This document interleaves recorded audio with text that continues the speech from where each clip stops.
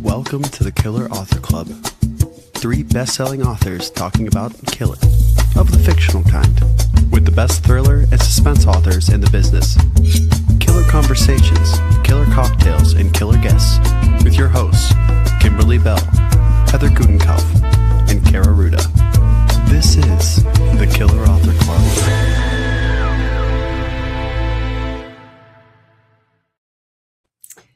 Hello, hello, hello. Welcome to the Killer Author Club, your favorite haunt where the body count is a feature, not a bug.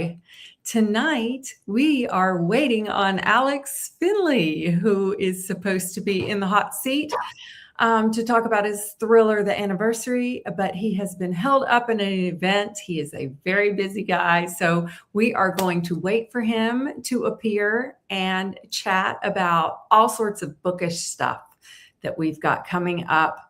I'm Killer Kimberly Bell. I'm Killer Heather Gutenkauf. And I'm Killer Kara Ruda. And we'd love to hear your questions too. If you have any for us killers, this is your opportunity. That's right. We have a half an hour to fill. Hey, we've got a lot to talk about. We've got this. We do. And a bit of quick housekeeping before all the bloodshed starts. Tonight's show drops Friday as a podcast with bonus content you won't hear here. Find the links to listen and download at killerauthorclub.com. And while you're there, sign up for our newsletter so you are the first to hear all our killer breaking news, because in Thrillerland, first to know is first to survive. Speaking of breaking news, remember that Name a Character auction we've been hyping up all over our socials.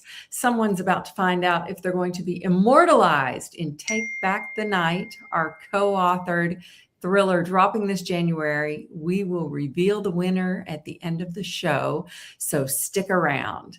But wait, there's more. This Thursday, Danielle Trussoni, writing as Danielle Postel-Vinay, takes over our Instagram to talk about her new mystery, Murder Most Delicious.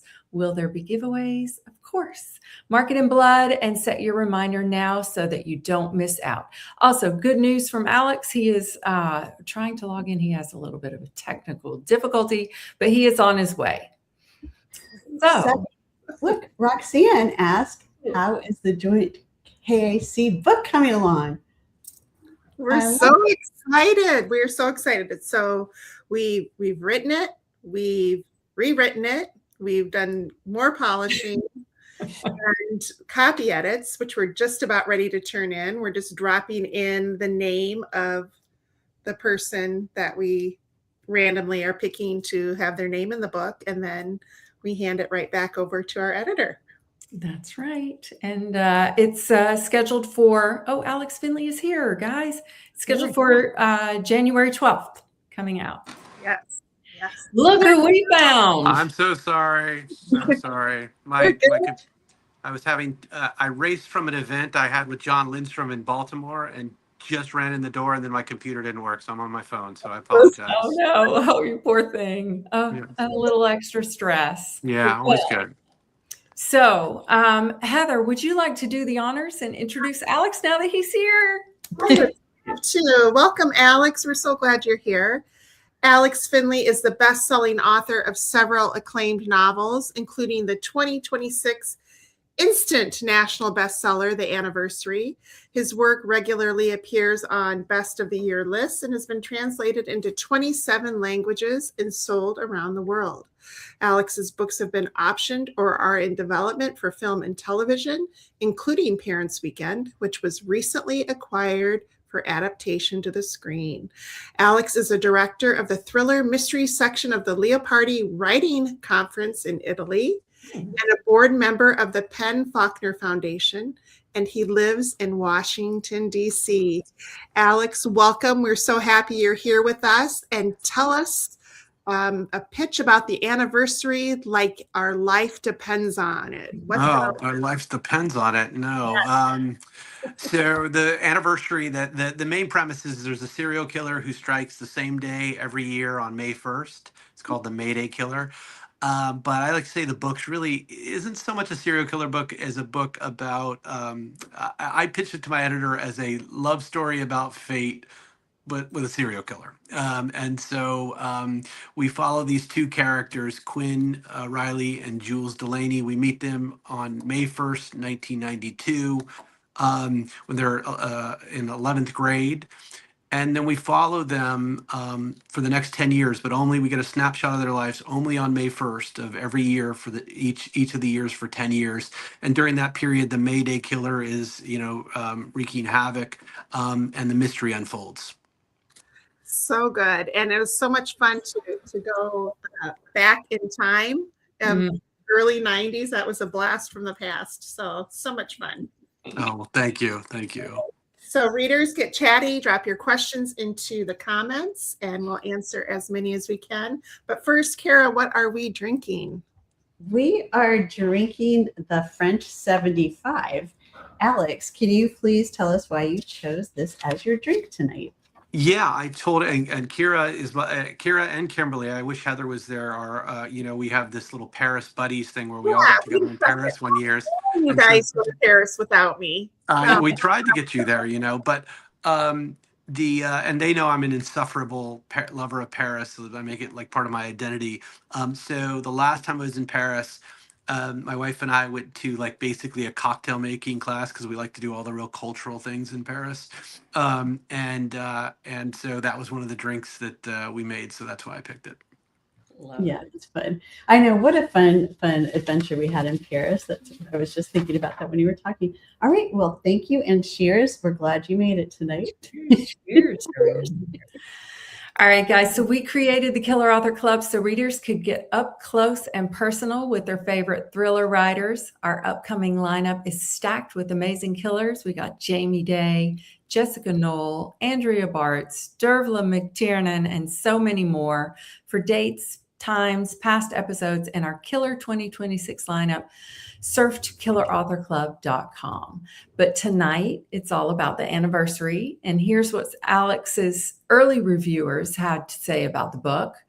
Booklist gave it a starred review. The suspense never lets up. The various storylines come together nicely, and there are a few twists that even the most well-read mystery readers may find surprising. This is Finlay's best book in years. Library Journal also gave it a star and said, somehow Finlay manages to improve with each amazing book, and he has crafted another terrific suspense novel that demands to be read in one sitting. And from our friends at Book Reporter, I'm excited to report that Alex Finlay may have produced his best work yet with his spine-chilling and absorbing new thriller. So, Alex, clearly you are a skilled and masterful killer, and now we need to know your answer to the killer question: where do you kill? Where do I kill? Do you mean like where do I write these books? Is that However you want to answer it. Where do I kill? Yeah, well, you guys know me well enough to know, like, I'm a hack. I write the drafts of my books on my phone as I'm walking, which is, always people find strange, but it's kind of been my process since I started writing. I started writing as a young lawyer where I was super busy. I never had any time. So I would write on the walk to the subway, on the train, and then the walk to my law office in downtown DC. And I just got used to like actually tapping it out. And back then it was on a BlackBerry. That shows you, talk about the 90s. And so it just became part of my process. I would think about the book, think about the scenes. And once they kind of congealed, I would basically tap out, as I'm walking, a scene from the book. And I was in on the short chapter thing that's very popular now, well before everybody else, because it was basically a ride from my, it was basically my chapters the length of the subway ride I would take from one stop to the other. So are you dictating, or are you like typing? No, I'm typing, I'm tapping. My wife's constantly worried I'm going to get hit by a car. But it's just how I've always done it. And, and during the pandemic, I was having a bout of writer's block, and I was like, why am I not getting word on a page? It's because I didn't have a commute anymore. And so I started like just bundling up in the winter in coats and going on like these 2-hour walks down Connecticut Avenue in DC. So how many trees and poles have you walked into? I've only once, and coincidentally, we were talking about Paris. That was the only time I've had about, in Montmartre, more. I hit one of those cement beams that stick out of the road and nearly broke my leg. I did not, thankfully. That's a terrible place to do that. Yeah.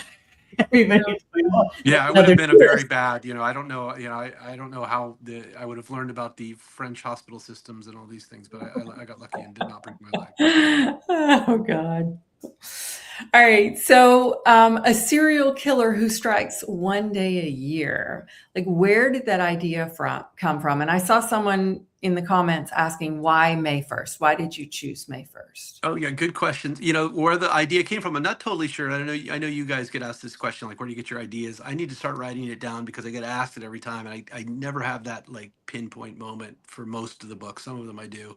Um, all I knew is I wrote this book called Parents Weekend, which was my last book, and it had so many characters. I write in these multi-point of views, but this was like that on steroids. And I just needed a break from so many characters. And so I thought I just want to have a couple characters that we follow, but I also wanted to have kind of the momentum you get by switching point of views and changing perspectives. So I thought one way to do that might be to just have this long tail, story over a decade. And that one thing led to another, and that became the premise of just giving you a flash of these two characters on that day each year, which I thought would help kind of keep the story moving and keep the readers engaged and filling in the gaps with their imaginations, all those things we like them to do. Um, and the May 1st date, I do remember where that came from because I didn't really have a killer called the May Day Killer. May 1st came because I had remembered this concert I went to in 1992, a Pearl Jam concert. And I had kind of a vision of a scene there. And so I just looked it up and it happened to be on May 1st, 1992. So I set the first chapter there, and it took off from there. And it took me writing a few years of May 1st to realize, oh, May 1st, May Day. And that's how I came up with the serial killer idea. And it's just kind of fortuitous that that date kind of drove the whole story because it was all the events that happened over that period of time. And I have like the male character Quinn at one point. I wanted him to be involved in some kind of conflict in the military. He joins the military because he's got no options, but there were no real wars at the time. If I, jumping off this May 1st, 92 date, and I learned about this conflict in Somalia, and so it's just one of those fun things about writing where one kind of random decision charted so many others, and it was kind of a fun thing as I went through and wrote the book. Great. Very I cool. feel like Heather wants to ask the next question. So this book is a lot of it set in Omaha. We're Midwesterners, and so I'm not too far from Omaha. Tell us why you decided to set it there. Yeah, I don't know. I sent another book there too, at Every Last Fear. I think I just like the vibe of 90s. I was there in the 90s. I like setting books in the Midwest.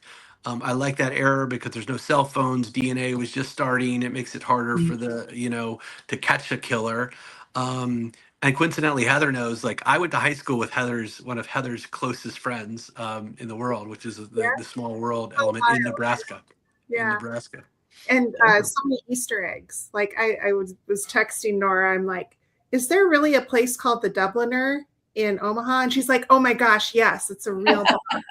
and things like that. So very fun. Okay, yeah, Jackie wants to know, how did you go from lawyer to writer?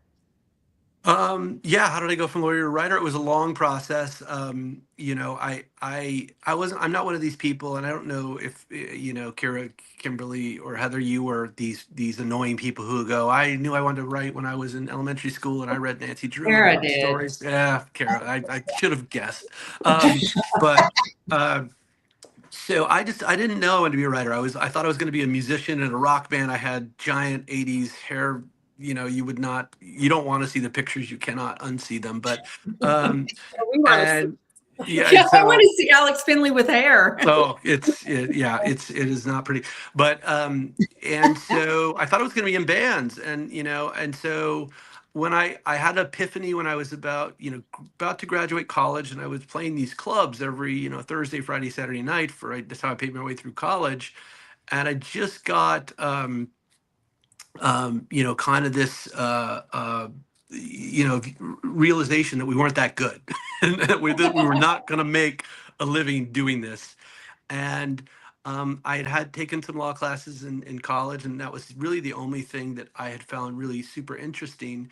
And so I applied to law school, went, and then at some point after, being a lawyer for 3 years, I had my first child, and I was up late at night because he wasn't a great sleeper. And I just got this whim, like, I'm going to try and write a novel. And on reflection, I think, it's kind of an arrogant, weird thing to think you've never wanted to be a writer, you don't have any training as a writer, to want to do that. But I think it was just a looking for a creative outlet because I'd given up music is the only thing that makes any sense. Daisy wants to know, what instrument did you play? I played a number of instruments, none of them very well, but I played guitar mostly.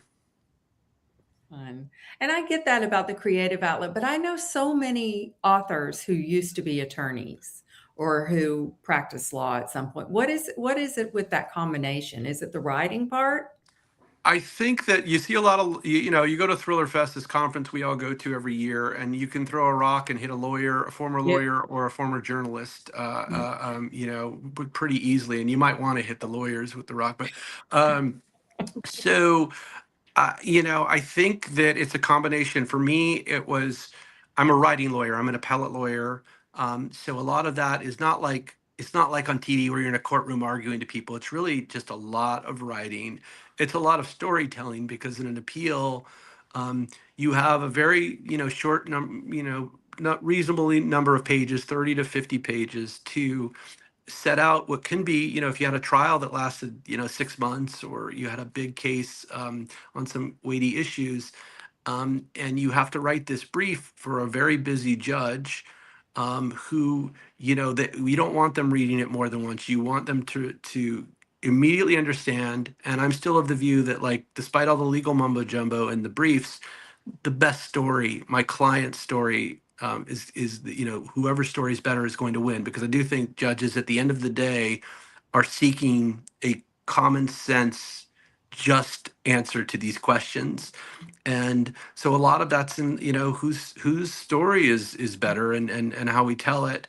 And so I think it was really good training for thrillers, because what I still do, you often will get like these trials or this record, um, where you have the testimony and transcripts of, like, you can have like 50 different witnesses, and you have to decide, all right, which witness am I going to focus on? What am I going to quote from their testimony? What is the best little nugget from this massive amount of material that I'm going to use to tell the story?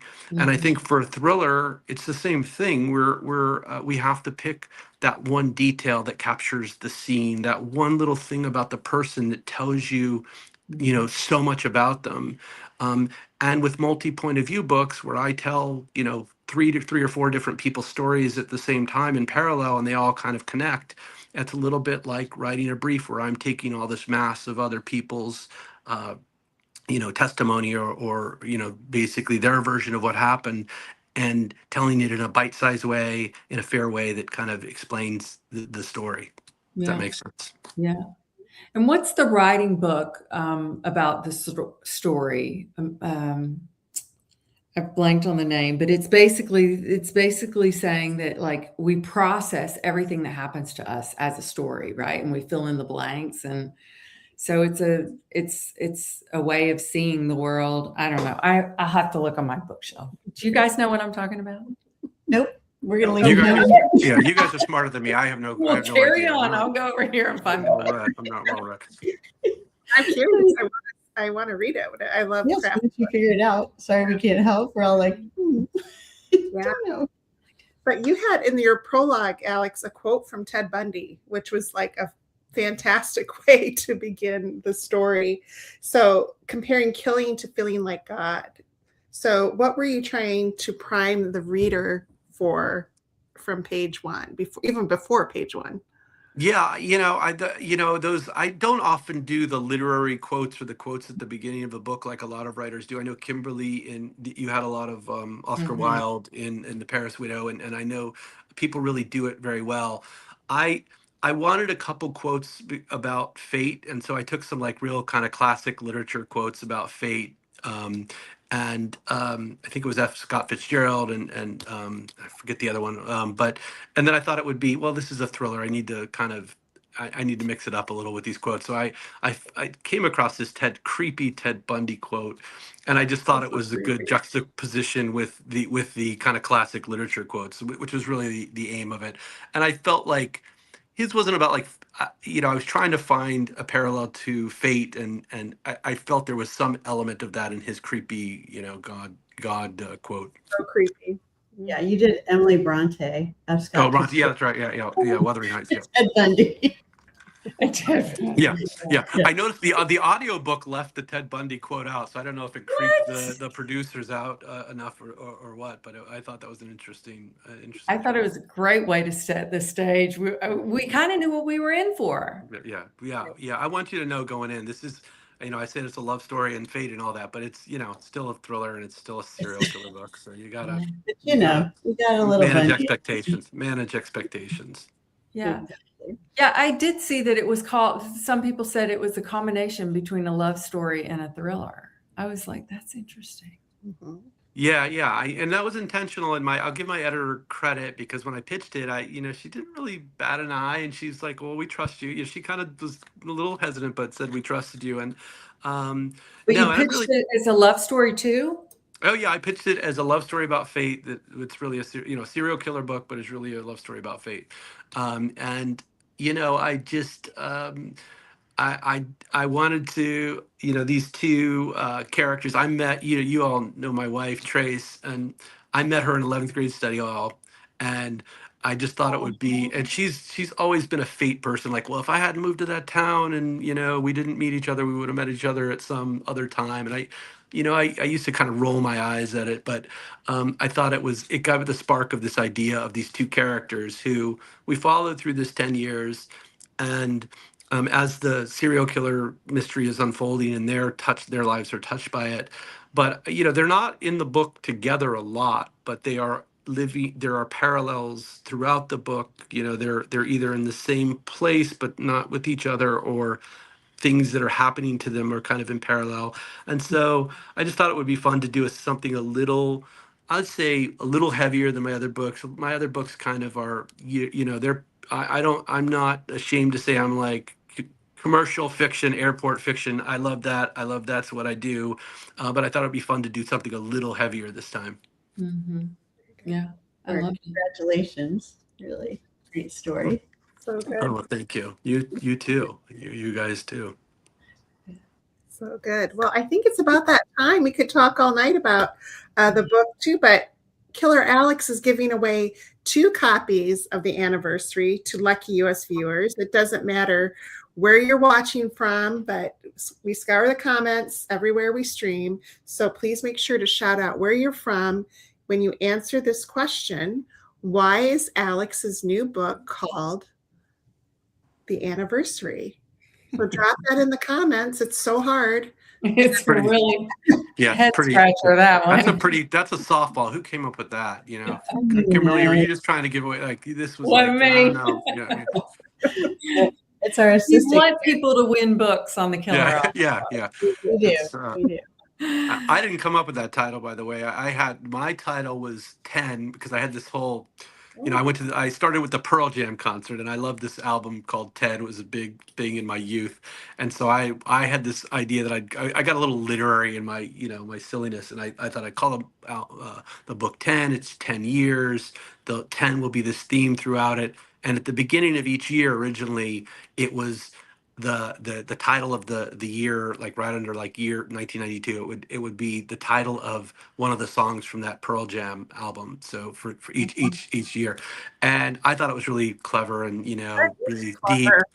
Yeah, and so everybody else was like, "What? This song doesn't make any sense. Like, why are we having a Pearl Jam song here? It doesn't have anything to do with the book."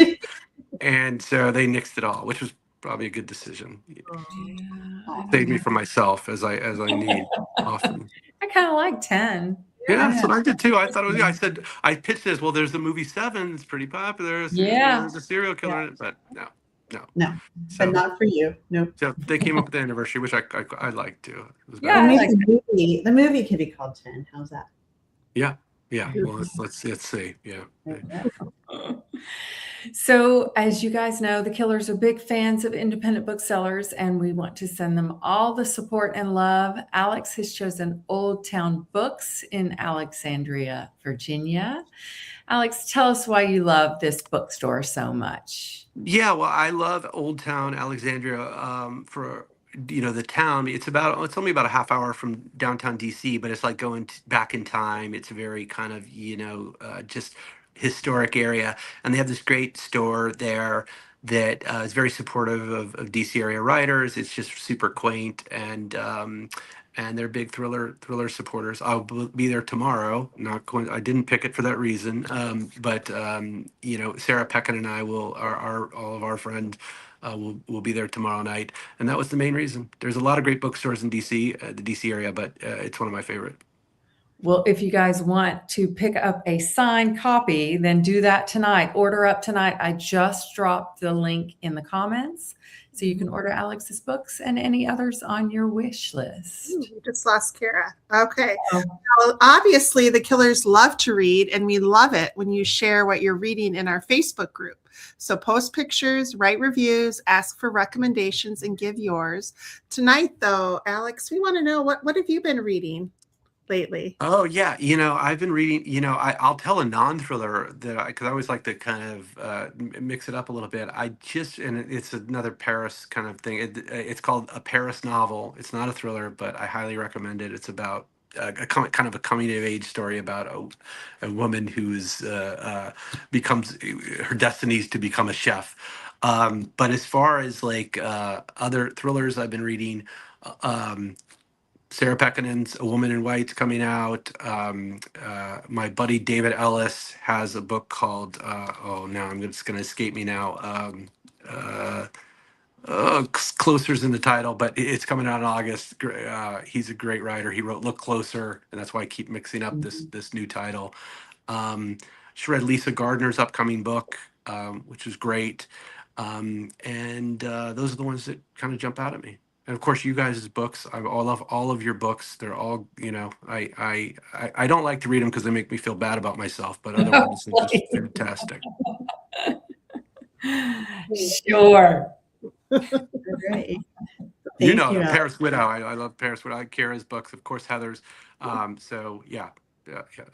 Your name was on the front of the Paris Widow. Yeah. It was front cover blurb. It was more about the good Magnifique than my name, but I'll take it. I take it anytime I can get it. Usually I'm in like 10-point font and really small print in the back. Yeah, right on the very back, or maybe on the inside. Yeah. Like Well, it's funny. I was saying that to David Ellis about his new book is at first I gave him the first blurb and it was all over the place, in the big, and then as Mary Kubecka and other people started raving about it, my blurb kind of slowly, it's by the time we get to the publication, it's going to be like the inside, back page on the inside. So that's funny. Okay, and you guys, speaking of fabulous books, we have 3 new releases to celebrate tonight. First, we have Two Truths and a Lie by Mark Stevens. Still reeling from a live camera tragedy that made her a household name, a reporter is pulled into a chilling copycat killer case aimed directly at her. That's scary. Okay, next we have Make Me Better by Sarah Gailey.